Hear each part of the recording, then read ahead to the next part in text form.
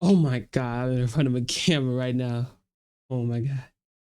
I'll be honest, I've been pondering this for the past month and a half, to be honest. And with content creation, once you turn off the camera, it gets harder and harder to turn it back on. So as I've been wanting to do this, I've made tons and tons of excuses. That, like, I had to make my setup better. I had to find something to talk about. But really, this should just be a vent video. Where have I been? Why have I disappeared? So yeah, like, let's talk about it because I feel like it's extremely important. And the main reason why I have not been around is just my deterioration with enjoying the NBA. Um, Now Phoenix, right? As I was making content, those were my most successful videos. I'm extremely appreciative, and those videos were quite fun to make at first. But as those continued, it just got worse and worse, because a lot of it was negative, and being like outwardly frustrated. And while I was being completely honest, like, none of that was over exaggerative.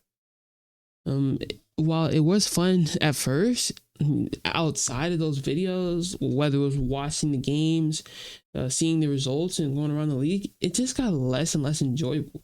And I was struggling you could see it in my uploads before the All Star break video. Those Suns videos were stretching thinner and thinner in terms of how many games I was covering. I wasn't covering every one, whether it was like I first missed one and then missed two, and once a week. So, and those are just building up because of how frustrated I was with the trade deadline mainly. I believe we were 25 and 22 at one point before the All-Star break, which was our best record uh, before the crash and burn. And up right after, we went on about a 6-game losing streak going into the break. So we was 22, 25 and 28 once the break, I believe. And we went 8 and 18. So just completely porous. What else? Uh, yes. Now, because of that, the trade deadline, I was gaslit. Me, Phoenix fans, and the media. Well, the media mainly was the reason for the gaslighting. But I originally thought for about 2 months, ever since December, pretty much, the word around town was Phoenix is setting up deals for a Beal trade. Obviously, the main candidate was Butler, as he outwardly wanted to come to Phoenix, mainly, like, for money, getting an extension, also be on a winning team as well. And we thought that the Butler Beal trade would find a way to work in some way, but it never did for some reason. Now, this made no sense. The first step should have been where preferred destinations for you, Bradley. And I don't understand why that never happened. Because with the no trade clause, with him as one of two people that has this, how does this not get done at all? For 2 months.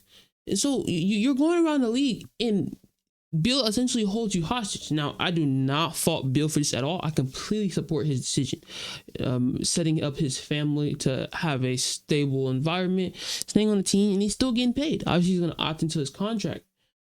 But how do you go through all of these and embarrass yourself? Somehow, Kevin Durant is in trade discussions at the end because you can't get Bill out the door at the very end without his knowledge. Just complete franchise embarrassment. Malfunction, whatever word you want to input there, is your pleasure, because all of them are likely correct. So not only just that was mostly embarrassing, because I really wanted the team to be good. I seen the problem with the roster probably about 30-40 games in. Early on, I was drinking Kool-Aid and we're all healthy, we'll be fine. I mean, everyone saw we were 8-1 at the beginning of the season, but that was clearly due to Kevin Durant heroics late games many times over. And once his injury came around, it just started. Like, even with Kevin Durant in, we was barely above average, probably like worthy of a playing team at best. And without him, we were historically bad. Like what was it, 2-14, 2-15 without KD in the lineup this season. So it was just porous. And during that time, we was losing a lot of close games right before All-Star break, right after All-Star break as well. And every single time it would happen, it'll just feel worse because obviously my expectations were lower, getting lower and lower, and with no moves, no hope.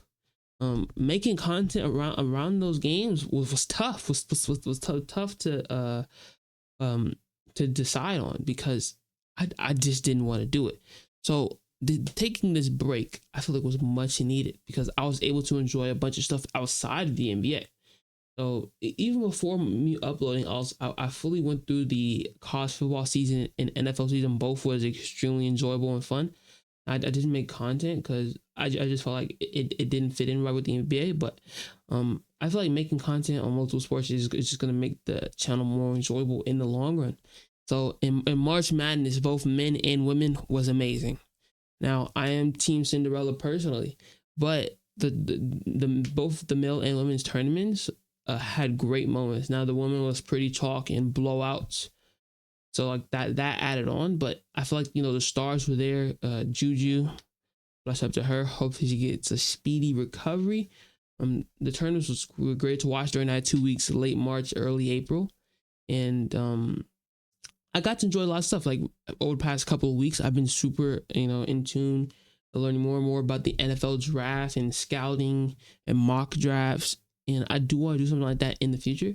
So probably within the next week, you're going to see a video give my thoughts on who I think are like top players. Obviously, that's probably going to be pretty chalk, pretty obvious. Like there's not like a lot of worthy discussion when talking about the top guys in this draft class. And I can't make a mock draft because I simply do not have enough knowledge, enough film, enough experience with studying people's tape. Like zero standards form of reference, so I can't make a mock draft. But I am going to talk about guys who I think are maybe I shouldn't say overrated, underrated, but who I think are going to do really well in the draft early, and who I think might take a while relative to where they're graded on the consensus spectrum. So and I've within the last week or so, I've getting more and more back in tune with the NBA in time for playoffs. So now that Phoenix has been officially eliminated, like even though they weren't mathematically, they've been done for the larger part of 3 weeks now, pretty much, with just the losses, continuous in losses to big teams, and we all seen the losses coming. It was just such a tough schedule. I'm satisfied now. It relaxed me. I didn't have to worry about it. And as a Kevin Durant fan, wherever his next destination is, that will move my allegiance. Now I want to say thank you to Phoenix fans because not with the YouTube channel specifically, but just in general. Now you guys have been quite mixed. Some fans are great about it, but there's been some that's been extremely rocky with Kevin Durant. I believe wrongfully so. But it's been really fun to be a part of your fan base. Why? Because I think you guys do have a lot of passion. Now with my main issues, like Beal, I just do not think is a great player at the moment in his role. And with the reports that he did not want to change his role, like that obviously worsened my opinion as a basketball player for him, not as a person or like his decision off the court, but just his game has just not been great at all. And Booker, I was extremely disappointed with him all season long. There was spurts of good to great moments, but just the lack of a consistency you expect in an all-star, which was the main reason that we were really bad this season outside of roster construction, which has just been horrible for Kevin Durant post Warriors. So many small ball lineups. Everyone says that he should have won a chip in Brooklyn, which I do believe they should have. It's just been extremely terrible. So wherever he moves, I will become a fan of that team in this offseason. So I'm extremely excited. There's multiple destinations. But now that I can watch the playoffs like bias free, not very negative emotionally, and I can just be a fan. I'm extremely excited to bring content. Now, come Thursday, I'm going to be making a video reviewing the 2-7-8 games and preparing for the 9-10 games. Or I believe my bad. I got that completely wrong. Reviewing the 9-10 games and then previewing the final play-in games on Friday. So I will upload the video Thursday, I believe. in time. So you're gonna see that, and then after that, Friday night, I'm gonna be making a playoff predictions video. So I have a lot on my plate. Now that I think about it, was burnout a reason? That might be the case, but I believe if so, it was exponentially affected by just my negative emotions towards the Phoenix. So I'm extremely excited to be back, and I'm glad that I've had the freedom to take this break, as I've learned so much in terms of how to stay stable. Because with content creation and staying consistent, it is so much, a large impact is due to passion, because this is a passion job. This is, if somebody wants to work in media, or in entertainment like this, you have to love doing it, because you have to do it very consistently, constant new information rolling in all of the time, and to be able to cover it, give your thoughts on it, you have to enjoy doing it, because if you do not, it's going to be a struggle for a very long time, because this is not one of the highest paying jobs on average.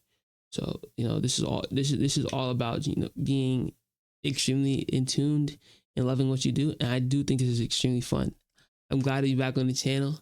I really appreciate everyone that has taken the time to listen to what I've had to say in this video. Now, I do believe that I am back. Now we're gonna see, but I don't want to lie to the channel. I don't want to lie to myself. So I am back. I'm gonna make that statement today. That was the point of the video. I really appreciate everyone that's watched this today. I'll see you guys very soon. Bless. Peace out.